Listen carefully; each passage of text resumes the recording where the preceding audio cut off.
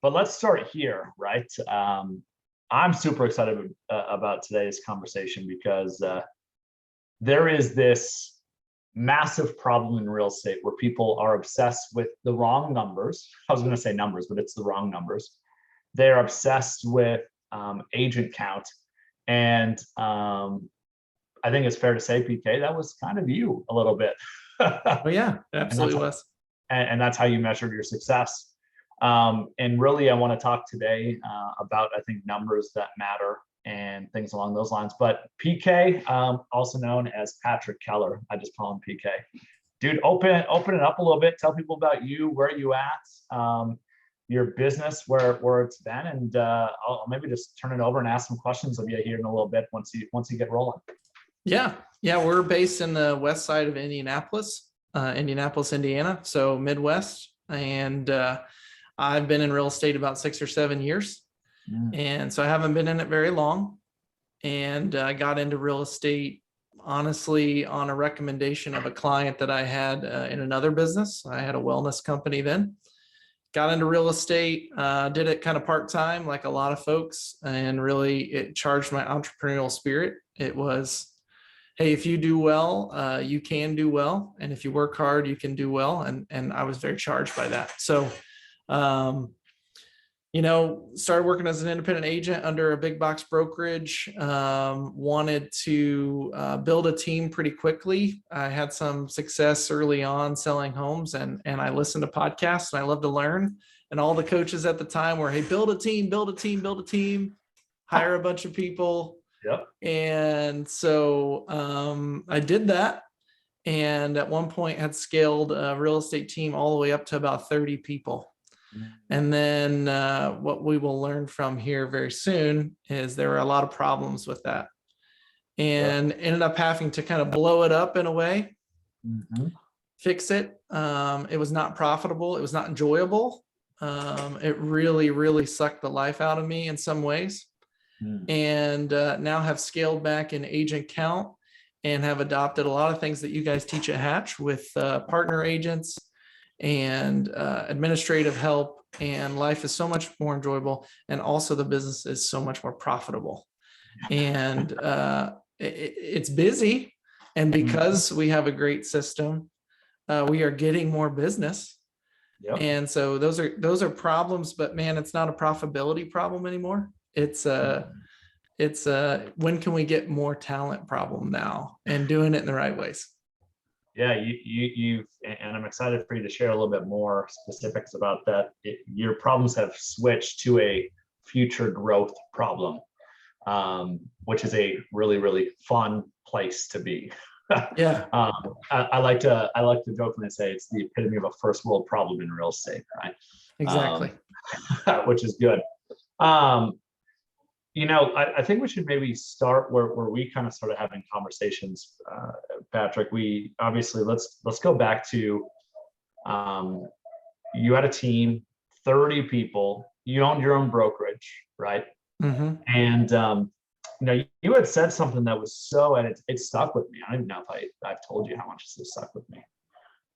You brought up that one of the problems with going out, talking to friends is no one ever asks you how profitable you are in this industry. Nobody ever talks about that. And I understand why, because it's kind of, I don't know, for lack of a better term, a douchey thing, right? You're like, I made 1.2 million. And I think it's kind of one of those sensitive things. But the unfortunate part of that is people's first questions are always going to be for your position. And you're the one who told me this. They ask about how many homes are you going to sell? So your number of homes sold is number one. And the number two, how many people are working for you now? And it becomes this thing that reinforces the success of your business is now not on profit or the quality of your people. It is strictly related to how many people are working for you and how many homes you sold. So why don't you expand upon that? Because I thought that was fascinating. Yeah, I mean, absolutely. Like it still happens today. We'll go out to dinner with our friends and people we haven't talked to in a couple of months, and they say, how many people do you have working for you now? How many people do you have working for you now? And 4 years ago, it was, it was a high number. It was 25, 30 people. And I was so excited to tell them that. And I was so excited to tell them, yeah, we're growing. We're always looking for more agents. If you know of someone, let us know. And that conversation's different now. I've learned that the more people you have, the more complexity you have. And you have to put your ego aside and be 100% okay with saying, hey, we're actually getting smaller. We got a smaller team that does more. We have a smaller team. How do people react to that, Patrick? If you have, or how do you think they would react to it if they were to hear you say that? Yeah, it's like it makes sense to them all of a sudden. I always describe it as like it just creates complexity. So the more people that you have, the more complex it is. Yep. And probably service drops, client service drops, production numbers drop, profitability drops. And when you just describe it like that in 10 seconds, people say, oh yeah, that makes sense. Sure. And so their measuring stick changes. Like they realize like, hey, okay, he's actually, it's not all about his or her ego. They're just trying to grow people. They're actually thinking about this like a business. Before then, though, that's what I was looking at it as. How many people could I get in the door? How many agents could I hire? Because it was my ego, and I was trying to feed in the ego, and I was trying to get our name out there, and it actually counteracted, and it blew up in a way. I remember when we were talking about this, your quote to me was, my ego was unsustainable or unprofitable or both. Yeah, it was. One thing that I think would be really interesting is for you to share when you had 25 to 30 people, and you talk about complexity. Tell us about that. When you're saying complexity, give some color to that. Yeah. So, I guess it'd probably help for everybody listening to kind of give them my aha moment. So, went from one team member to 30 in the course of honestly just a couple years. And we had like one, and then we had like 7 team members, and they were all independent agents that did their own thing. So obviously that creates complexity, right? Because even with 7 people, if they're independent agents and they are listing homes and showing homes and writing offers, you have to train them on every facet of the business. Sure. Which is incredibly complex. And as everybody that's watching here knows, 1 out of 5 agents make it anyways. Yep. And so you're having to do it over and over and over and over again to teach that much to people for it not to work. Anyways, we went from like 1 to 7 agents in the course of the 1 year.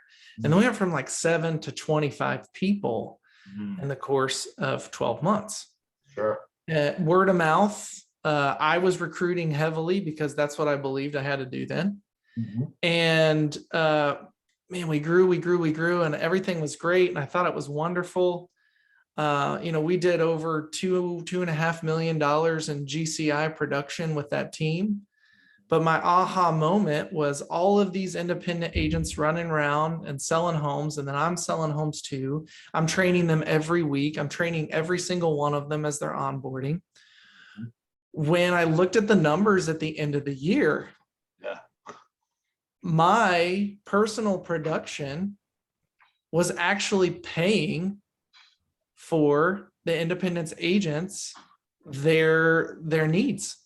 It was paying for their systems. It was paying for their leads. It was paying for everything that we had promised people just to get people in the door. Sure. And I noticed that I myself wasn't even sustaining or keeping the amount of commissions that I myself had earned. And I was a managing broker. So as you know, I was also keeping a portion of their commissions. Yeah. And I wasn't even keeping that. That was ate up, and then my production was getting eaten up. And that's when I realized I have a problem here. Sure. From a financial standpoint. And then mentally, I had a huge problem. I had 30 some people reporting to me. I had 30 some people, hey, when I have an inspection response, what do I do? Hey, when I'm writing this offer for the first time, what do I do? And doing that with 30 people while also managing 100+ transactions a year on my own, I was losing my mind. but I was cool with it because it was cool. And everybody was like, how many people do you have? And then end of the year, when I looked at my numbers, I was not cool with that anymore. You were cool with it because at dinner, it felt good to say 30 people. Yes. Yeah. It was feeding the ego. It was feeding the normal real estate model of the more people you have, the more successful you will be. And it was honestly, it was killing me mentally. It's killing me physically. And it was also really, really hurting our pocketbook. Well, and I want to circle around to who you are, Patrick, and your heart and your family, because I think that was another thing that probably was suffering in a lot of ways. But I want to name something here that we've seen. What you were doing was you were subsidizing your team through your personal production, and you grew a team, but you were making less money. And unfortunately, based on Eric and I's best guesstimates from taking on coaching clients, having conversations, being connected throughout the industry, I'm a firm believer that, this is not abnormal. This is the normal, that far too many people have been sold a bill of goods, because all the coaching companies out there were saying this, oh, you're really tired and you want to make more money and work less. Hey, cool, hire agents, grow team. That's what everybody's been saying. And the dang problem with it is, I think, frankly, it's not to say that what we're preaching is the way. There's a lot of ways you can, skin a cat. But I think when you go down this path of just hiring more and more and more people, we've seen more often than not, people get out of production far too soon. And we've just simply learned that getting out of production is overrated for profitability reasons. And honestly, service reasons. Rather, we're really preaching, and I think it's what we started talking about with you, PK, is don't get out of production, leverage yourself out of production. So that's what really great business people do, is they just take and slowly leverage out of production. So instead of, hiring these agents, you were lucky enough, by the way, PK, I don't think you realize this or not. You were lucky enough that you were subsidizing your team's personal production, or bro, you'd be broke as hell right now. Oh yeah. Right. You'd be, and a lot of people don't even do that. A lot of people do this and they start racking up the credit card bills. They start racking up debt, which is obviously a hole to climb out of as well, in addition to this. And I'm just thankful that you are talented enough that you didn't do that. But this story is just far too common. We, at our summit last year, we had Andy Mulholland speak, and a lot of people, Andy ran a team out of, I believe it was Rochester, Minnesota. I think that's where the Mayo is. And he describes a story that he went through the exact same thing that you did, to a T. And if you want to learn more about what he does to help, I'm definitely going to pitch him here. Simple numbers. He teaches people how to look at their profitability the right way, which is looking at all your numbers. But what it really comes down to, I think, PK, is in all of this, there's two problems. One was we were focused on the wrong numbers. The other big thing is this, though, is your 30 people were getting, Andy Mulholland with simple numbers. I'll make sure to in the email, we'll give you a link to connect with him. He's such a good guy. And that's all he does now, is basically helps people avoid these pain points. But having 30 people report to you, gosh, man, I've had, at the most I ever really kind of was in charge was about 9 human beings. And that's a lot. I don't even know how you handled 30. I mean, I can't even imagine you were. I couldn't have been good. No, it wasn't. It wasn't quality. Yeah. No. Tell me what reporting to you looked like when you had 30 people. I mean, you have to train them from the ground up. Sure. Which requires more than just a week onboarding. Yeah. If you want somebody to do a really good job, it requires months and months of training. Yep. So, to start with training them from the ground up, teaching them every single system, teaching them every bit of technology, and then also handling every fire that they have. As a leader, any fire that needs to be put out, they would call me. Hey, I've got an appraisal issue. Hey, I have an inspection issue, all these things. Sure. And, it was manageable with 6 or 7 people, but it became very unrealistic for me to handle that. And it also creates, if you guys are in this boat right now where you're growing and growing and growing, creates this problem where you cannot be available for the people like you promised you would be. And because you can't answer every phone call. Sure. And then you start to lose trust, and you start to lose that camaraderie and that positive culture that you want in any team, because you recruited them and said, hey, I'll be there for you. I'll be the person, I'll teach you.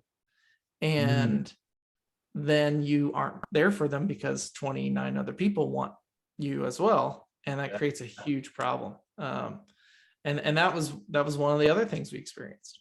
Sure. I've always jokingly called that daddy time. They want daddy or mommy time. And there's no way you can give appropriate time to that many people. Yeah. Patrick, so obviously financially, not such a great thing, not a great position. Leadership wise, mentorship wise, not a great position. Doesn't sound like I would want to be working for you, because I wasn't getting the best version of you. This one, we've never talked about this, so throwing you on the spot. How did all this affect you and your family, man? Because you're young, you got young kids. How did it affect your personal life, if you wouldn't mind being, transparent about it? Oh, absolutely. I'm married to my wife, Amanda. I have 2 kids, Elsie and Declan. At that time, Declan wasn't born yet. Sure. My wife being pregnant with Declan was absolutely a motivator for me to get my head on straight with this and fix this. Yeah. Because when I was home, I wasn't home. When I was home, I wasn't present. My agents would be calling me, just needing support, like they should. Like I told them it worked. And then I also had clients calling me, and I couldn't put that stuff off, because if I put it off until 8 a.m. the next day, I would have 20 new fires to hit. And so I always just felt like I was a slave to my phone. Sure. And I felt like I was a slave to my agents, and I felt like I was a slave to my clients. And it affected my family. I wasn't there. I wasn't present. And my daughter needs a lot of attention, and I wonder sometimes if it's because of those years. Yep. Because I was there, but I wasn't focused in on her. And it really caused, I think it really did cause some problems that I had to get out in front of and fix right away. Sure. And I know that's everything to you. Yeah. You are probably right about that. I was in the same boat, by the way. When I was in ISA, I was never present, never home. And my firstborn daughter, look at us, we're talking about kids today. We're like, get to the point. Tell me how to make more money on the webinar. We'll get there, friends. Don't worry. But there's more important things, like the relationship we have with our kids. And my daughter was in the same place, man. I could tell she was needing daddy. And she wasn't getting daddy. And I don't know about you, man, but that's probably some of the biggest regrets. Like, I wish somebody would have woke me up and like, bro, leverage yourself sooner in your life so you can be there with your family. And we always talk about the pyramid, and God, family, and you need to come first. And I think it's fair to say that those things weren't probably coming first in a lot of cases. Absolutely not. Yeah. All right. Enough about emotional, sentimental kids crap and almost making people cry and all that. Let's talk about the fun stuff for everybody. This is what everybody showed up for. Let's talk about what you've done to fix it, PK. Because I think we obviously talked a lot about this, but I want this to be your story. Like, just tell it of what did you do to fix this? The first thing I would say is that I also, some of you may be in this world right now where this is your world or a variation of it. Mm-hmm. And you don't realize you're in it sometimes until someone tells you that you're in it. And Robby, that was you. I was in this world of what we've described, and Robby, you pointed out my failures. And so I would say the first thing you have to do is you have to get somebody that can hold you accountable. You have to get a coaching partner, a business partner, somebody that can see inside of your life and understand that this is tearing you up or could be tearing you up. Mm-hmm. And so you have to recognize it. So you help me recognize it. And then you also have to have someone hold you accountable to take action on it. to help give you a plan. But someone doesn't necessarily know every bit of your plan, but at least give you an idea of your plan, and then encourage you to take action on it. And that's what we did. So it was March of 2021. Yeah. And all of this was culminating, and profitability was sinking, or it wasn't where it could be, I should say. Culture was bad. And in March of 2021, we had like 2 or 3 things we had to do in our brokerage. One was we had to figure out how to become more profitable quickly. I had to stop funding agents' production. And so in our brokerage, I was very kind in my commission splits. Yep. And so if you have independent agents or buyer's agents or listing agents that are not on salaries that work for you, you have to reassess your split structures, and you have to make sure that that is truly profitable for you. I was paying a lot of our agents up to 90%. And we're talking about agents that only did, $4 or $5 million in production. And so we had to scale back our commission structures, and we had to do that in a way, Robby, you taught me this well. We had to do it in a way where we said, hey guys, I screwed up here.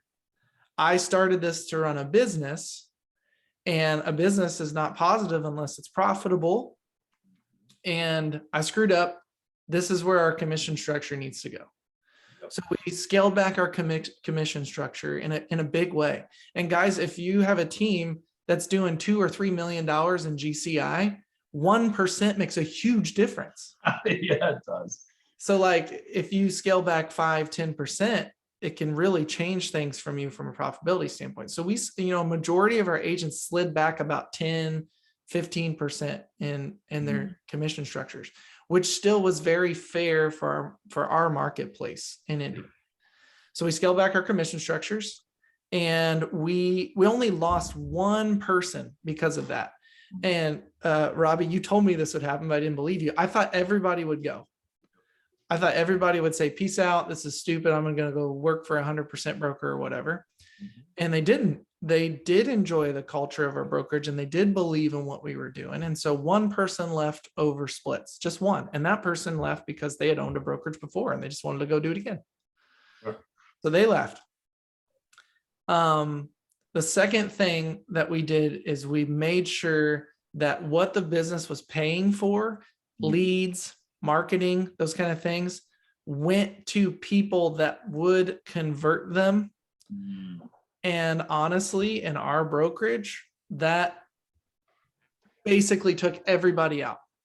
It took all the independent agents out because our independent agent lead conversion was not great. And if all my independent agents were in this Zoom meeting today, I would tell them the same thing because they knew it. Yep. Our lead conversion was atrocious. Right. And for us now, I have agent partners. I have a partner agent, Karen. I have a partner agent, Zach. They're amazing. They're wonderful. And their job is to work leads as they come in. They get paid a salary, and I can go into all that here in a little bit, but they are the ones who work the leads, and they keep them in my team now. That little piece right there really enhances profitability. Yep. So we scaled back leads, we decreased split structures, and then we cut out the bad pumpkins. We had a few.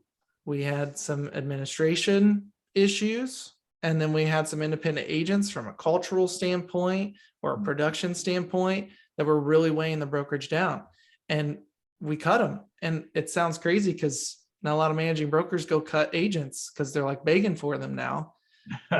But we did it. And that was the hardest week I ever had, ever, professionally ever. And all of it happened simultaneously. I just did it all at once. Well, I want to add to that. One thing that you should all know is Patrick is a former nurse, and Patrick is like the nicest human on the face of the earth. So much so that he's sometimes sacrifices himself in very ridiculous ways. Yeah. So he doesn't bother other people. So I think that week was, for me, I'd be like, get the out of here. I wouldn't give a shit. Right. That's how I jokingly say that. I think I can totally understand like that was the first time you've ever really done that too. So Yeah, it's very, very, very difficult week for me personally. yeah. But then it was, 2 weeks after that, I started to feel this weight off of my shoulders. So we're talking about less calls. We're talking about from agents that honestly didn't produce a whole lot, asking questions that took the time. I got a little bit of time back. And this was before I even hired a partner, which I'd love to get into if we have time. But I also knew that where my money was spent, I had control over now, and it wasn't just literally hundreds of thousands of dollars being burnt in a trash can. Yep. And so that was relief for me, but it was really, really hard to do the blow up. And so we scaled down in people and had a big blow up. But then after that, we flourish. We flourish. So here's what I wrote down. It's what I have so far, and you're dropping some nuggets here, and I'm gonna steal a lot of this. So thank you, appreciate you. Yeah. Number one is you got to wake up to it, and you can either do that, you can self-identify it, or you can have somebody call you out on a blind spot, essentially. Number two is you got to create a plan. Your big plan was to become more profitable, is the big lever you're pulling on. You did that by reassessing your split structure, redirecting the business opportunities to those that could actually do things with it.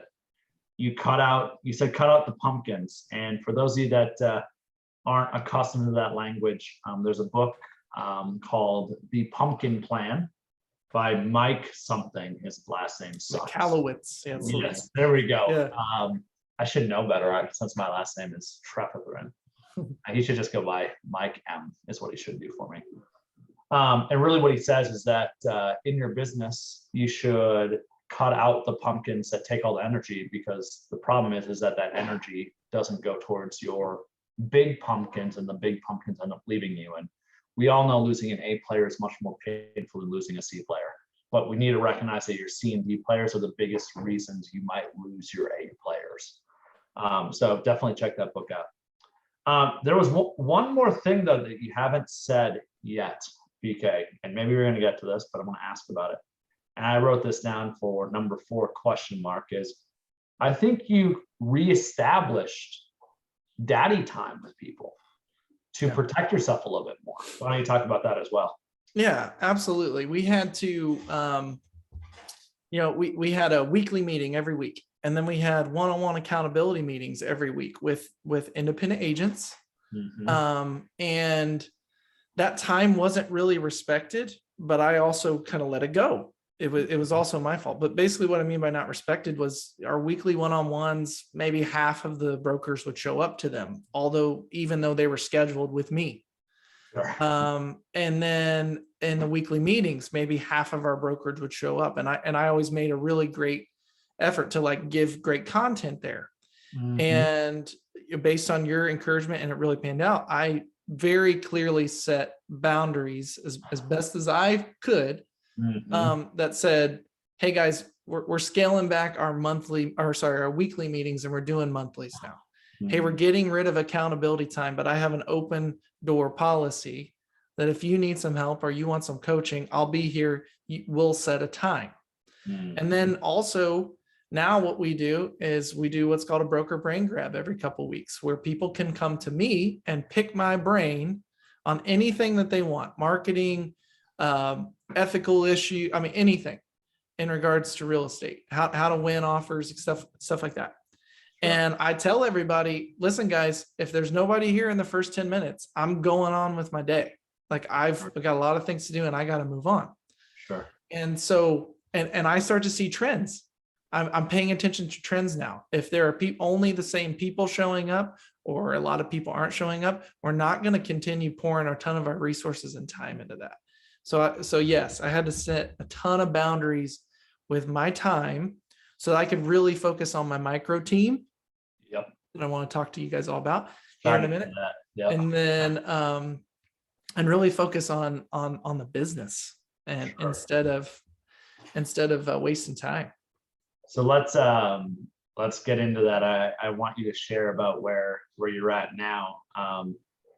but I want to make sure there's two things that don't get brushed over, because I do think there's a lot of people that, because I know what I want to do is in the future, people are going to be in this place. I'm like, go watch this, this conversation with PK, because you need to hear it, because it's so darn commonplace.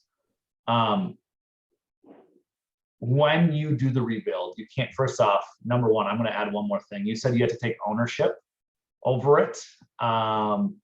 You're spot on to fix it. I think that is the first thing. Secondly, you got to be very, very clear. So much clarity is required throughout this scenario. Is there any other big things that you think is super key for somebody to really push through this and to get through? Well, actually, one more thing. You can't half-ass a rebuild. Yeah. That's probably the other thing. You got to go all in, and it's scary as hell. But anything else you'd want to add there besides going all in, taking ownership, being clear about everything with your people? Anything else that you think would be North Stars? Yeah, I think the last thing you said is probably the most important, is just being 100% transparent, telling them where you screwed up, and then getting help. Honestly, getting help from someone to understand your numbers. We're all real estate agents, and real estate is so complex that it's like you have to be an entrepreneur, you have to be a business person, you have to be an accountant, you have to be a marketer, you got to be everything. Yep. And none of us are all good at those things. Like, none of us. Yep. So you have to get help. Like, you have to get help from somebody to understand your numbers. You have to get help from your true numbers, not just your GCI or not what's in the bank. Gosh, I could have a whole nother webinar on like what's in the bank. Robby, you taught me so much on that. Like, it's all of us agents, like, we hoard our cash, but that is not a good indicator of how profitable we are. Anyways, another story. But you have to have somebody that knows your numbers, knows your situation, and can coach you through it and walk you through it. Definitely would not have been able to do it all without your help. You guys, if you're in a restructure, you have to have like an eagle flying around your situation, because you're just on the land and you can only see one thing, and you need somebody that can see everything. So yeah, that'd be my advice. Yeah, I love it. You got to go all in, take ownership, transparency, clarity, and get some help. I think that's super good. Yeah. Now let's tell me about the micro team. Now we're going to talk about the fun stuff where Patrick's life is a little bit better. So. Yeah. So, after that all happened, this is funny, but my first partner agent that I hired. So just real quick, our partner agents, they make a salary of $30,000 a year. In our market, that's a base salary, pays the bills, gets them what they need to get by, pays their mortgage, pays their rent, pays their car bills. We pay them a base salary of $30,000 a year. Yep. And then our structure is they make 30% of any sphere deal that they bring in themselves. They make 10% of any lead that they convert, and then they can earn the right to gain 5% of every one of my transactions that they serve. So I hired my first partner agent. Her name's Karen, and she came in the Friday after the blow up. So, I did all this, like, boom, bang, boom. And, I told Karen, hey, this is what had happened. These are the folks that are gone. This is our new structure. This is how our brokerage is going to work. And I told her, I am 100% focused on you and me right now. Yeah. We have to get our priorities right. And I know that sounds so negative, and I know that sounds egotistical, but we had to fix things. Like, we had to get back to the basic needs, like Maslow's hierarchy. I was not at self-actualization. I was at the bottom. And so I was like, I gotta. So I focused on Karen. Karen was a partner agent. Her duties were showing homes, helping me write offers. Her duties were converting online leads for me, all the online leads that came in. Her duties were helping with me with inspection responses and those kind of things. And she did all those things. She took them on, and she did a really good job. Sure. We did it backwards. I hired a partner agent first, and then I hired an admin. Yeah. I think I would either do them both at the same time, or do maybe an admin first, because I was still cutting checks and commission checks to agents, which was PK, such a low dollar producing activity. Oh, You could have been doing. you'll find yourself asking your husband and wife to help you, and then you're doing that at 9 o'clock at night, and that is not good marriage counseling. That But can be leveraged off. We got to get you an accountant. That's what we need to do. exactly. Yep. So, after I hired Karen, I was, back focused on my production and Karen's success, and back and forth. And we worked together all day, every day. Like literally she sat behind me and we were just back and forth working on our success together. After that, I hired an admin, and the admin I take this back. Actually, I had a transaction coordinator. Her name is Emily. She's amazing. She's been with me for years. She was my rock during all of this. Yeah. But then we hired another admin to help with the administrative stuff like paying bills and paying agents, helping us with our marketing. Really two huge hats, like in-office stuff and marketing stuff she took over. Yep. And started to notice that my life was so much more enjoyable because I was weekly diving into their success, making sure that they were hitting their personal goals, making sure they were hitting their production goals, and making sure that they were upholding the team responsibilities that they had, and I was upholding mine, and it was back and forth. It was mutual. Yeah. And I really started, a few months in, we're now 5-6 months into this, seeing that this is fruitful. I started seeing more business come my way, but I also had more time with my family. Yeah. Karen was showing homes for me, doing a fantastic job, and I had more time with my family. And, Karen and I and Lisa, we started making all this business together, and it was enjoyable. And then we needed another partner, and we brought on another agent partner named Zach. And Zach, same roles as Karen, right? Showing homes, writing offers, bringing in sphere clients. Zach is definitely a hunter. Yep. And so Zach's out there hunting, finding business, but he's also doing a great job serving my business. And that's when, between Emily, transaction coordinator, Lisa admin, Karen partner, Zach partner, we have great amount of business with a good balance of everybody's time. And the profitability is like on hyperdrive right now.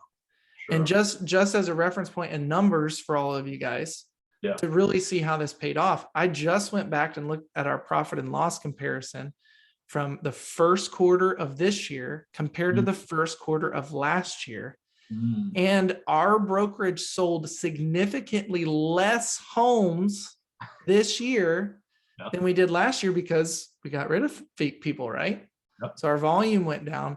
Our profitability is 6 figures up with less people in a simpler team-centric model where I am also available to the independent agents that we have.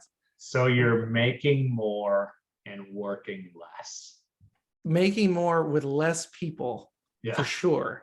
Yeah. And now the problem is that we have to fix is that we're doing so well in this micro team that we're starting to work more and more because it's a great machine. Yeah, true. And so now we have to find another, talented person probably here in the future. And that's in the form of an ISA or something. But profitability went up while true costs went up. Right? Like you hire a salaried person, you hire multiple salaried people now, and leads for those people and all those things. But our profitability is 6 figures more than it was last year with less people and less deals. And how do you feel? Like I like to talk about feelings. I'm a feelings guy. What were you feeling early Q1 of 2021, which of course, I'm sure COVID played into that. And then where do you feel now about your business? Oh man, so frustrated.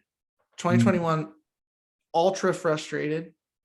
A bad quality of me personally is that when people aren't working hard or performing at their max, I get frustrated with that. That just bothers me. And that was a big piece of it in 2021 because we had so many people that we were spending so much time with and they weren't working super hard. Half maybe because I wasn't a great leader because I didn't have the time for it, and half because that's just kind of the nature of our business. fast forward to the beginning of this year, it's exciting. Yeah. So like I have the independent brokers now in my brokerage that do their own thing, and I trust them and I love them, and they're like my ride or die homies, and we've always been there together, and they're doing their thing, and they trust me, and they hit me up when they need me because I've set those boundaries. Yep. And then I have this micro team that all I want to do is see them succeed, and I'm watching them succeed, and I'm watching them move forward in our organization through our path. And it's super exciting to me. Sure. Because I can see business is booming, and I can also see them. They are going to be so much more successful this time next year. And that's just super exciting to me. So it went from frustrating to exciting. I love that comparison. Let's talk some just random thoughts that I have, questions. PK, in 2021, how many homes did your squad sell? You and your micro team? 110. 110 homes. Okay. And what are you on pace for to sell here in 2022? Right now, we have already done 54. So you've done 54 through 2022. Yeah. All right. If we were to extrapolate that out, I think it's pretty fair to say 135, 150 easy, in that ballpark. That's the goal we've set for ourselves too. It's right in that range. It's about 140, 145 deals. Okay. And we can see that. And what you all need to know about that is Patrick's profitability, if you go look at the numbers, are stupid. His hard costs aren't really increasing much to sell those extra 35 homes, 30 to 40 homes outside paying the showing part. So your profitability is huge. Your margins are huge on that, which just gives you flexibility. I think the other big thing, what Patrick did, because someone had asked a question about your team, basically what you need to recognize is Patrick kept the good people around, but it really was more of a broker type relationship as opposed to a team relationship. Is that a good way to describe it, PK? Bingo, you nailed it. I treated every independent agent up until the blow up as a team when they weren't really a team. Right. And now I have a team, and then I also have a brokerage. Dissecting. 100%. So, and you've broken that up. And really the biggest difference is expectations. It's creating the boundaries. Karen and Zach, they get way more of you because they're on the team.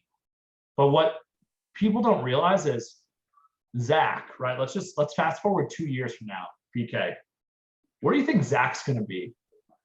Zach is a hunter. So he's going to be an independent agent who will be bringing in lots and lots of deals and very successful, not only because of all of the one-on-one training he gets with me every single day, but also because he's a hunter and now he knows how to hunt.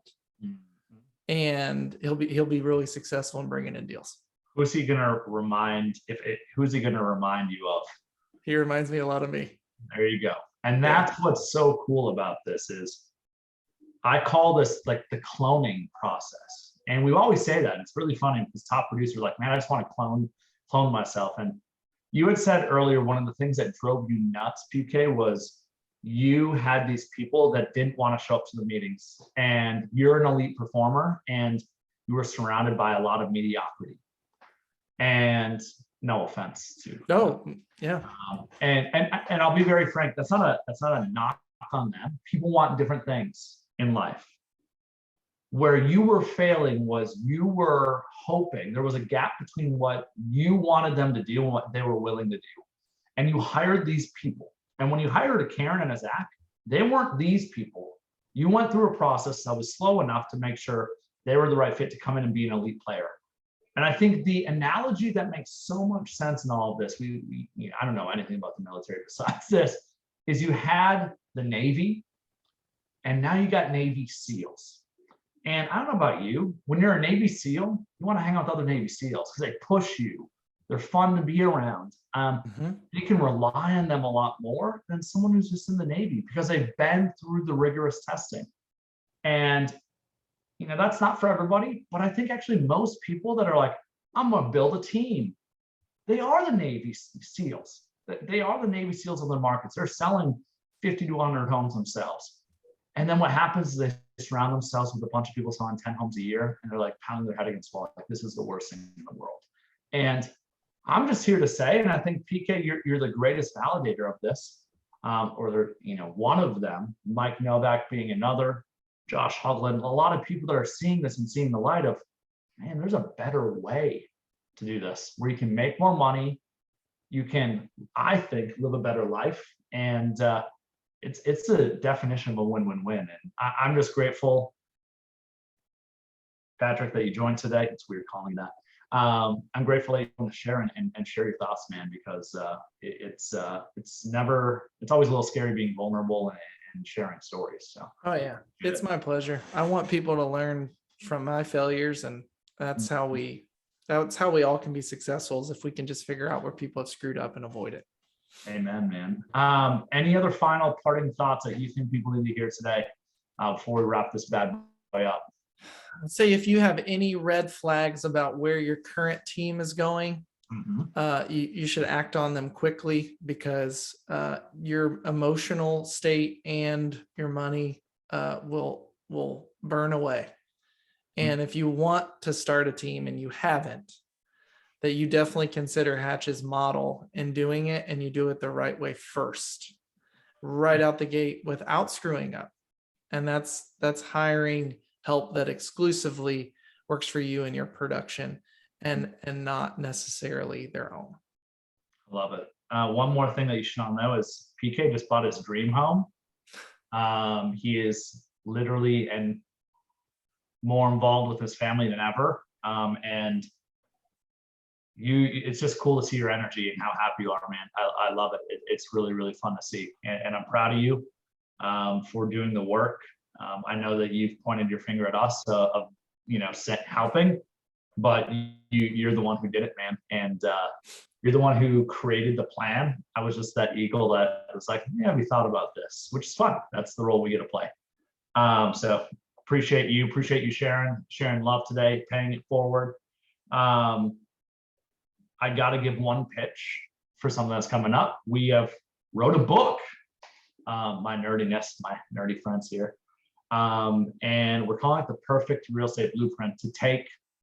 We're taking this fight to the street, my friends. We were calling it the Blue Book even. Going straight at it. And if you're part of KW, I'm sorry. But the Millionaire Real Estate Agent's a little outdated. I keep saying the new version's coming, and it's been 7 years. Command got them all distracted.